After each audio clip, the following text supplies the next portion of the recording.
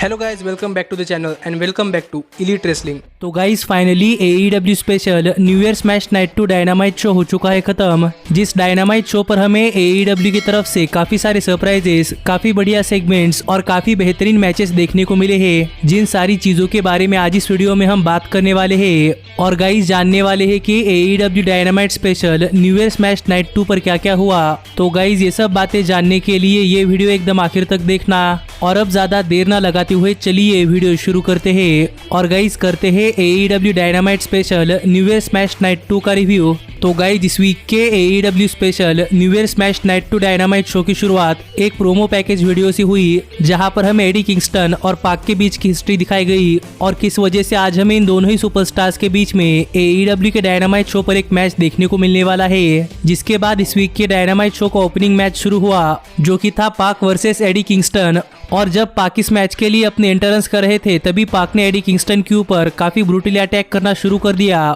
और यही से ये मैच ऑफिशियली स्टार्ट हुआ। और पाक ने इस मैच के पहले ही एडी किंगस्टन के ऊपर अटैक करना शुरू कर दिया था। तो गाइस इस मैच के शुरुआत में पाक के पास काफी ज्यादा एडवांटेज था, पर हर बार की तरह ही बुचर और ब्लेड और बनी ने इस मैच में इंटरफेयर किया, जिसका फायदा उठाकर एडी किंगस्टन ने इस मैच में अपना कमबैक किया। जिसके बाद एडी किंगस्टन ने पाक के ऊपर काफी ब्रूटली अटैक किया और एडी किंगस्टन कई बार ये मैच जीतने के काफी करीब भी पहुंच चुके थे। लेकिन पाक ने out of nowhere Eddie Kingston के ऊपर अपना फिनिशर ब्लैक एरो लगाया और यहाँ पर एडी किंगस्टन को पिन कर पाक ये मैच जीत चुके हैं। लेकिन गाइस ये मैच खत्म होने के बाद भी पाक ने एडी किंगस्टन को ब्रूटलाइजर में पकड़ा हुआ था और यहाँ पर एडी किंगस्टन को बचाने के लिए बुचर और ब्लेड सामने आ गए। पर तभी पाक को बैकअप देने के लिए लूचा ब्रोस भी रिंग के अंदर आ गए और ये सभी सुपरस्टार्स एक दूसरे के ऊपर अटैक करते। इससे पहले यहाँ पर लांस आर्चर आ गए और यहाँ पर लांस आर्चर को देखकर एडी किंगस्टन और बुचर और ब्लेड यहाँ से भाग गए। पर इसके बाद रिंग के अंदर लांस आर्चर और पाक को देखकर ऐसा लग रहा था कि पॉसिबली इन दोनों ही सुपरस्टार्स के बीच में एक बहुत ही बड़ा ब्रॉल हो सकता है। लेकिन यहाँ पर लांस आर्चर पाक को सेम पेज पर आने के लिए कहकर यहाँ से चले गए। जिसके बाद हमें डायनामाइट शो पर अगला मैच AEW के मेंस डिवीजन से एक नॉर्मल 1-on-1 मैच देखने को मिला, जहाँ पर मीरो बेस्ट फ्रेंड्स के 1/2 चक टेलर को फेस कर रहे थे। और अगर यहाँ पर हम बात करें इस मैच की, तो गाइस ये मैच शुरू होते ही चक टेलर ने इस मैच में मीरो के ऊपर काफी ब्रूटली अटैक करना शुरू कर दिया और इस मैच की शुरुआत में पूरा का पूरा मोमेंटम चक टेलर के पास था और चक टेलर इस मैच में काफी ज्यादा डोमिनेट कर रहे थे, जो देखकर रिंग साइड पर खड़े हुए किप सेबियन ने ऑरेंज कैसिडी के ऊपर अटैक कर दिया और इस अटैक से चक टेलर डिस्ट्रैक्ट हो गए और इसी डिस्ट्रैक्शन का फायदा उठाकर मीरो ने इस मैच में अपना कमबैक किया। जिसके बाद चक टेलर के ऊपर लगातार 2-3 मूव्स लगाने के बाद मीरो ने चक टेलर पर अपना फिनिशर लगाया और यहाँ पर मीरो ने ये मैच सबमिशन के सहारे जीत लिया है। और अब इस मैच के कंडीशन की वजह से चक टेलर को मीरो का सर्वेंट बनना पड़ेगा और चक टेलर को अब वही करना पड़ेगा जो कि अब मीरो कहते हैं। पर इसके बाद हमें प्राइवेट पार्टी का एक बैकस्टेज इंटरव्यू देखने को मिला, जहाँ पर प्राइवेट पार्टी से पूछा गया कि मैट हार्डी के साथ अलाइन होने के बाद हाल फिलहाल में मैट हार्डी प्राइवेट पार्टी को किस तरीके से मदद कर रहे हैं। जिसका जवाब प्राइवेट पार्टी दे पाती इससे पहले ही मैट हार्डी ने माइक अपनी तरफ घुमा लिया और यहाँ पर मैट हार्डी ने कहा कि मैट हार्डी प्राइवेट पार्टी की मदद कर रहे हैं। तो ये सवाल प्राइवेट पार्टी को पूछने की क्या जरूरत है कि मैट हार्डी प्राइवेट पार्टी की किस तरीके से मदद कर रहे हैं, जो बात मैट हार्डी कर ही रहे थे। लेकिन तभी यहाँ पर प्राइवेट पार्टी ने मैट हार्डी से कहा कि मैट हार्डी के कहने के ऊपर प्राइवेट पार्टी ने मैट हार्डी के साथ एक कॉन्ट्रैक्ट साइन कर लिया है। लेकिन अब मैट हार्डी प्राइवेट पार्टी की मदद करने के बजाय सिर्फ प्राइवेट पार्टी के पैसे ले रहे हैं। जिसके ऊपर प्राइवेट पार्टी को रिप्लाई देते हुए मैट हार्डी ने कहा कि मैट हार्डी प्राइवेट पार्टी के सिर्फ थोड़े ही पैसे ले रहे हैं, लेकिन आगे चलकर प्राइवेट पार्टी मिलियंस में कमाने वाली है। जो बात कहकर मैट हार्डी ने प्राइवेट पार्टी को डांटा और ये तीनों ही यहाँ से चले गए। पर इसके बाद हमें डायनामाइट शो पर इनर सर्कल का न्यू ईयर रेजोल्यूशन देखने को मिला और यहाँ पर आकर क्रिस जेरिको ने सबसे पहले सभी को हैप्पी न्यू ईयर कहा। जिसके बाद क्रिस जेरिको ने 1 by 1 इनर सर्कल के हर एक मेंबर का न्यू ईयर रेजोल्यूशन पूछा और सबसे पहले जेक हेगर ने बात करते हुए कहा कि जेक हेगर को इस साल काफी सारी चैंपियनशिप जीतनी है। जिसके बाद MJF ने अपना रेजोल्यूशन बताते हुए कहा कि MJF को इस साल इनर सर्कल के सभी बॉन्ड्स को काफी स्ट्रॉन्ग करना है। और यहीं पर MJF ने मजाक में कहा कि MJF इनर सर्कल को ऐसे सभी भद्दे और मोटे आदमियों से दूर रखना चाहते हैं जो कि पॉसिबली इनर सर्कल के लिए खतरा बन सकते हैं। जो बात मुझे लगता है कि क्रिस जेरिको को समझ में नहीं आई। पर यही ओर्टिज ने अपने न्यू ईयर्स के रेजोल्यूशन बताते हुए कहा कि ओर्टिज को इस साल वो सब्जी बनानी सीखनी है जो कि उनकी ग्रैंडमा बनाती थी। पर यही आगे क्रिस जेरिको ने अपना रेजोल्यूशन बताते हुए कहा कि क्रिस जेरिको साल 2021 में एमजेएफ के साथ मिलकर AEW के वर्ल्ड टैग टीम चैंपियनशिप जीतना चाहते हैं, जिसके ऊपर सैंटाना गुस्सा हुए और यहाँ पर सैंटाना ने क्रिस जेरिको से कहा कि क्रिस जेरिको ने सैंटाना और ओर्टिज को AEW कंपनी में इसीलिए लाया है क्योंकि जेरिको चाहते थे कि सैंटाना और ओर्टिज इनर सर्कल के वो मेंबर बने जो कि AEW के वर्ल्ड टैग टीम चैंपियनशिप जीते। तो अब क्रिस जेरिको और एमजेएफ टैग टीम डिवीजन में क्यों आना चाहते हैं, और इसके ऊपर सैमी गेवेरा भी गुस्सा हो गए और यहाँ पर सैमी गेवेरा ने क्रिस जेरिको से पूछा कि क्रिस जेरिको का क्या चल रहा है, क्योंकि सबसे पहले क्रिस जेरिको सैमी गेवेरा के साथ एक टैग टीम में रहे,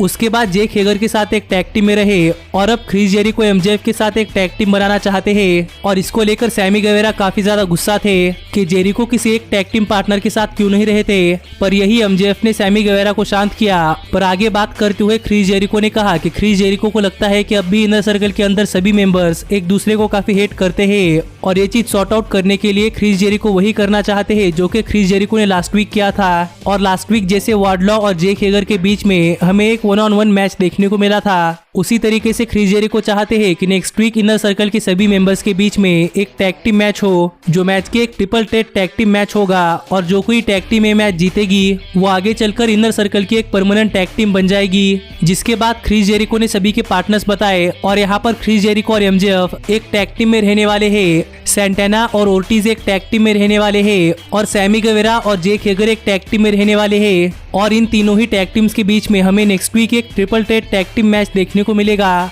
और जो कोई टैग टीम में मैच जीतेगी वो आगे चलकर AEW के टैग टीम डिवीजन में इनर सर्कल को रिप्रेजेंट करेगी। जिसके साथ ही ये सेगमेंट खत्म हुआ। लेकिन गाइज आगे डार्क ऑर्डर का एक बैकस्टेज इंटरव्यू लिया जा रहा था और यहाँ पर इंटरव्यूअर एलेक्स मार्वेज ने डार्क ऑर्डर से पूछा कि डार्क ऑर्डर आगे चलकर क्या करने वाली है, लेकिन डार्क ऑर्डर ने इस सवाल का जवाब देने के बजाय एडम हैंगमैन पेज को डार्क ऑर्डर के साथ बुला लिया और यहाँ पर डार्क ऑर्डर ने एडम हैंगमैन पेज से पूछा कि क्या hangman page dark order join करना चाहते हैं या नहीं, जिसका जवाब देते हुए हैंगमैन पेज ने कहा कि हैंगमैन पेज नेक्स्ट वीक अपना मैच खत्म होने के बाद अपना जवाब दे देंगे। तो अब देखना पड़ेगा कि क्या नेक्स्ट वीक अपना मैच खत्म करने के बाद Adam hangman page dark order join करते हैं या नहीं। पर इसके बाद हमें ब्रायन केज और डार्बी एलन के लिए एक हाइप वीडियो देखने को मिला और इसके बाद द एलीट यानी कि केनी ओमेगा और यंग बक्स AEW के डायनामाइट शो पर अपना मैच रेसल करने के लिए जाने वाले थे। और यहीं पर इंटरव्यूअर से बात करते हुए केनी ओमेगा ने कहा कि द एलीट के साथ रियूनाइट होकर केनी ओमेगा काफी ज्यादा खुश है और अब केनी ओमेगा बाहर जाकर अपना मैच रेसल करने के लिए वेट नहीं कर सकते। जिसके बाद डॉन कैलिस ने केनी ओमेगा से कहा कि तीनों एक साथ जाने के बजाय केनी ओमेगा यंग बक्स को सेपरेटली आने दे, क्योंकि यंग बक्स को भी उनकी एक सेपरेट एंट्रेंस मिलनी चाहिए। जिसके ऊपर एग्री कर केनी ओमेगा ने अपनी खुद की एंट्रेंस की। पर केनी ओमेगा के एंट्रेंस के बाद डॉन कैलिस ने माइक लिया और यहाँ पर डॉन कैलिस ने केनी ओमेगा के टैग टीम पार्टनर्स को इंट्रोड्यूस करते समय यंग बक्स के बजाय इंपैक्ट रेसलिंग के world tag team champions good brothers को केनी ओमेगा के टैग टीम पार्टनर के तौर पर बुला लिया। जिसको देखकर यंग बक्स बैकस्टेज में काफी ज्यादा नाराज थे। पर अब इस द एलीट का मैच वार्सिटी ब्लॉन्ड्स और एक लोकल टैलेंट के खिलाफ था और मुझे लग रहा था कि ये मैच एक स्क्वाश मैच हो सकता है, लेकिन गाइज यहाँ पर इस मैच में वार्सिटी ब्लॉन्ड्स के साथ साथ लोकल टैलेंट को शाइन करने का काफी ज्यादा मौका मिला है। और यहाँ पर इस मैच में कई सारे स्पॉट्स थे जहाँ पर वार्सिटी ब्लॉन्ड्स ने गुड ब्रदर्स के ऊपर काफी ब्रूटली अटैक किया है। पर जैसा कि हम सब लोग जानते हैं वैसे ही एक बहुत ही बढ़िया मैच के बाद फाइनली गुड ब्रदर्स ने लोकल टैलेंट के ऊपर अपना फिनिशर मैजिक किलर लगाया और यहाँ पर लोकल टैलेंट को पिन कर द एलीट ये मैच जीत चुकी है। लेकिन द एलीट के मैच जीतने के बाद जॉन मॉक्सली का म्यूजिक हिट हुआ और जॉन मॉक्सली क्राउड में से होते हुए रिंग के अंदर आ गए और यहाँ पर जॉन मॉक्सली केनी ओमेगा के ऊपर अटैक करने के लिए आगे बढ़े, लेकिन नंबर्स गेम के सामने जॉन मॉक्सली केनी ओमेगा के ऊपर अटैक नहीं कर पाए। पर यही इक्विलाइजर के तौर पर लूचा ब्रोज आ गए और यहाँ पर आकर लूचा ब्रोज ने गैलोस और एंडरसन के ऊपर काफी ब्रूटली अटैक किया और फाइनली केनी ओमेगा और जॉन मॉक्सली भी एक दूसरे के आमने सामने आ गए। पर तभी यहाँ पर सभी लोगों ने मिलकर केनी ओमेगा और जॉन मॉक्सली को सेपरेट किया और यहाँ पर जॉन मॉक्सली को शांत करने के लिए यंग बक्स आ गए। पर यंग बक्स को देखकर जॉन मॉक्सली को ऐसा लग रहा था कि यंग बक्स केनी ओमेगा को बचाने के लिए आए हैं, जिस वजह से जॉन मॉक्सली यंग बक्स के ऊपर अटैक करने के लिए तैयार थे। पर तभी पीछे से लूचा ब्रोज ने यंग बक्स के ऊपर डबल सुपर किक लगाई और इसके बाद AEW के पूरे लॉकर रूम ने आकर गुड ब्रदर्स और केनी ओमेगा के ऊपर अटैक कर दिया, जिस अटैक में केनी ओमेगा तो भाग गए, लेकिन गाइस यहाँ पर AEW के लॉकर रूम ने गुड ब्रदर्स को पकड़ लिया। पर फाइनली गुड ब्रदर्स भी यहाँ से भागने के लिए कामयाब हो गए और इसी तरीके से ये सेगमेंट खत्म हुआ। और इस सेगमेंट से तो मुझे लगता है कि ये राइवलरी काफी अच्छी तरीके से प्रोग्रेस कर रही है। पर इसके बाद डायनामाइट शो पर डॉक्टर ब्रिट बेकर का द वेटिंग रूम सेगमेंट था, जहां पर गेस्ट के तौर पर कोडी रोड्स आए थे और यहाँ पर कोडी रोड्स को बुलाकर डॉक्टर ब्रिट बेकर ने कोडी रोड्स से काफी सारे सवाल पूछे, लेकिन कोडी उन सवालों का जवाब दे पाते इससे पहले ही डॉक्टर ब्रिट बेकर अगला सवाल पूछती। पर यही ब्रिट बेकर ने यह भी कहा कि ब्रिट बेकर कोडी रोड्स के लिए एक सरप्राइज ले आई है, जो सरप्राइज कोई और नहीं बल्कि जेड कारगिल थी। और यहाँ पर आकर जेड कारगिल ने कोडी रोड्स को फिर एक बार कन्फ्रंट किया है कि ब्रांडी तो अब AEW के डायनामाइट शो पर नहीं आ सकती, तो अब जेड कारगिल कोडी रोड्स से अपने आप के लिए एक अपोनेंट मांग रही है। और तभी यहाँ पर रेड वेलवेट आ गई और रेड वेलवेट को अपने लेवल का ना कहकर जेड कारगिल ने रेड वेलवेट को ढकेल दिया, जिसके बाद रेड वेलवेट ने जेड को स्लैप किया। और इसके बाद हमें इन दोनों ही सुपरस्टार्स के बीच में काफी बड़ा ब्रॉल देखने को मिला, जो ब्रॉल AEW की काफी सारी फीमेल रेसलर्स ने आकर सेपरेट किया। पर इस ब्रॉल के बाद जब ब्रिट बेकर दिखा रही थी कि किस तरीके से ब्रिट बेकर ने थंडर रोजा के ऊपर अटैक किया है, तभी थंडर रोजा स्क्रीन के ऊपर आ गई और यहाँ पर थंडर रोजा ने ब्रिट बेकर को February 3 को होने वाले AEW के डायनामाइट शो पर एक नॉर्मल 1-on-1 मैच के लिए चैलेंज किया है। जो मैच तो ब्रिट बेकर नहीं लड़ना चाहती थी, लेकिन अब ये मैच ऑफिशियल हो चुका है। पर गाइस, जिसके बाद हमें डायनामाइट शो पर AEW के मेंस डिवीजन से एक नॉर्मल टैग टीम मैच देखने को मिला, जहां पर जोरासिक एक्सप्रेस के जंगल बॉय और मार्को स्टंट मिलकर FTR को फेस कर रहे थे।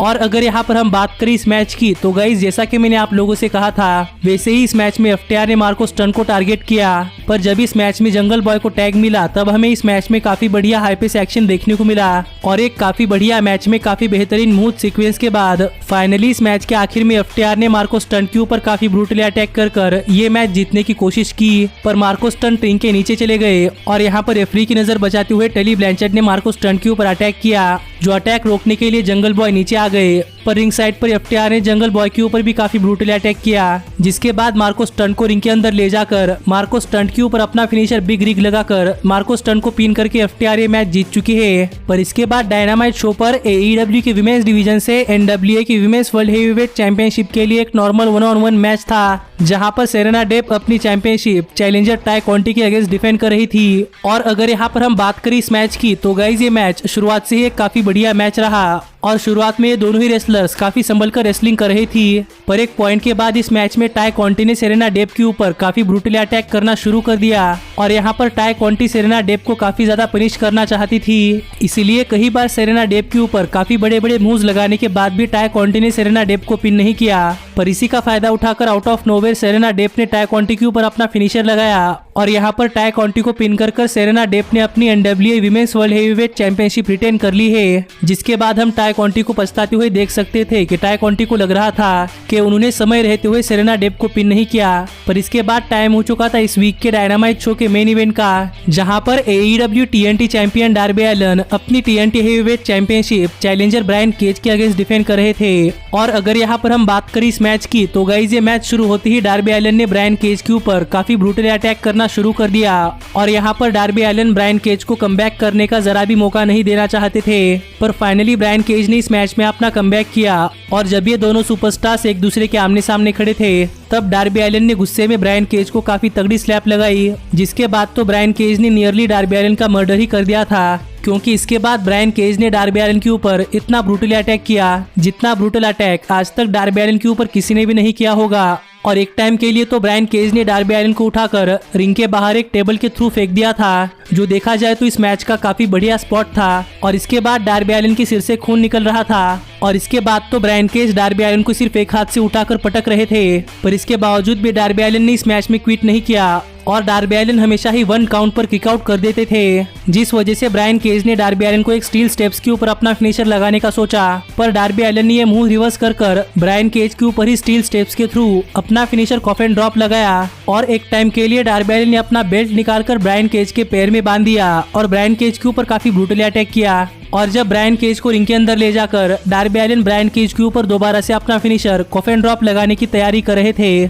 तब रिकी स्टार्क्स ने इस मैच में इंटरफेयर करने की कोशिश की, लेकिन गाइस तभी सभी लाइट्स ऑफ चली गई और लाइट्स वापस आने के बाद रिकी स्टार्क्स के बगल में स्टिंग मौजूद थे, जिन्होंने अपने बेसबॉल बैट से रिकी स्टार्क्स के ऊपर काफी ब्रूटली अटैक किया। पर उतने में ब्रायन केज खड़े हो गए और डार्बी एलिन ने ब्रायन केज के ऊपर एक टॉप रोप के थ्रू एक क्रूसीफिक्स लगाया, जिसके ऊपर भी ब्रायन केज ने किक आउट कर दिया, लेकिन तब तक रेफरी ने 3 काउंट कर लिया था, जिस वजह से डार्बी एलिन ये मैच जीत गए और स्टिल रहे हमारे TNT heavyweight champion Darby Allin. और ये शो इसी तरीके से खत्म हुआ जहां पर डार्बी एलिन और स्टिंग रिंग के अंदर खड़े रहकर एक दूसरे को देख रहे थे, और मेरे हिसाब से तो ये शो काफी बढ़िया शो था। और डायनामाइट शो के मेन इवेंट में तो डार्बी एलिन मरते मरते बचे थे, पर इस शो के बारे में आप क्या कहना चाहते हैं ये आप मुझे कमेंट कर बताइए। लेकिन गाइस अब मिलता हूँ आपसे अगली वीडियो में, पर तब तक stay healthy, stay happy and keep watching elite wrestling. Hey, did you like that video?